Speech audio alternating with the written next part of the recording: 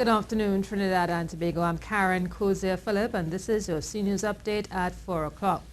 Advocacy group Fixin T&T says Dr. Rowley's statement on women's choice of a partner is insensitive to women's issues and places blame squarely on the victims. The group says this is why the Prime Minister has failed to remove Dr. Rolf Balgobin from his post at Angostura Limited, despite several allegations of sexual misconduct being leveled against him. Womantra has also spoken against the statement, saying when they called for the resignation of former Port of Spain Mayor Raymond Timke, this nation sent a clear message that blaming women for attacks on their person was unacceptable, especially when this dangerous practice of victim blaming was perpetuated by holders of public office, whose responsibility it was to protect the interests of citizens, including women and girls. It said women are not killed because they have bad choices in men. Women are killed because their lives are not valued as much as male aggression and the ownership of female bodies. Womantra said it's waiting for the Prime Minister to respond. Kenny Ramrup, the 31-year-old man charged with the murder of Nadia Sims, is to reappear in court on March 7th.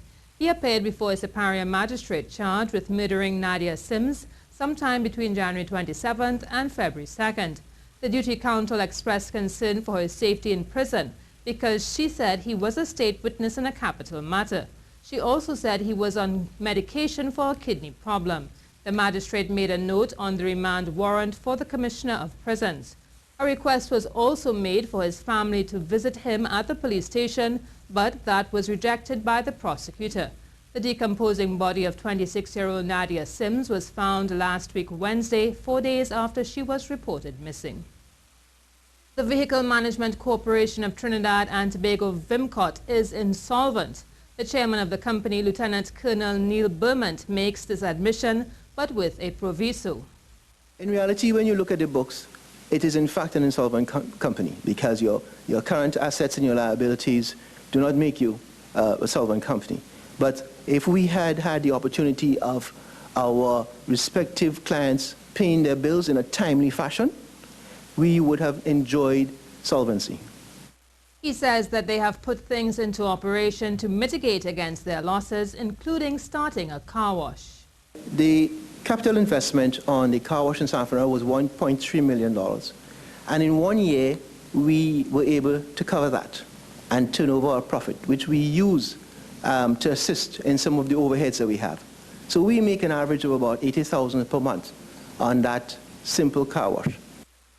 The chairman believes that VMCOT will be able to see profits in 2020 once they recover monies owed to them from other government agencies. They are owed $28 million, $16 million from the police service, and $12.8 million from the PTSC.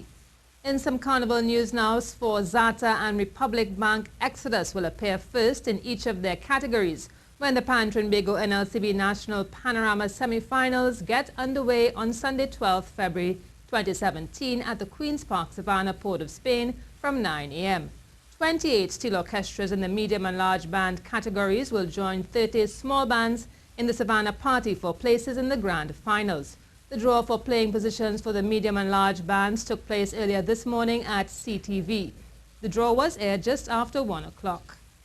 Ian Wallace has the weather forecast. Look for a breezy end to the day with patches of cloud and the occasional blustery shower or two, mainly light, across the hills of eastern Trinidad and parts of Tobago. Later tonight, the occasional clouds will likely produce a few showers, mostly brief and light across the hills. As you get into Wednesday, expect the cloudiness to clear to hazy sunshine as Saharan dust arrives midweek. After a warm 30 to 32 degrees Celsius today, expect a mild night above 23 degrees Celsius. For fishfolk and mariners, the trade winds will pick up slightly midweek, strong at 20 to 25 knots, bringing many whitecaps and spray, with rough waters through the Caribbean up to 3 meters, with higher seas expected out in the Atlantic up to 4 meters. The easterly swells of 10 seconds, mixing with northerly swells east of the Lesser Antilles. Tide is low at 8 p.m., then high at 2:30 a.m. That's the latest weather, and I am meteorologist Ian Wallace. That was your CNews update. I am Karen Cozier-Phillip.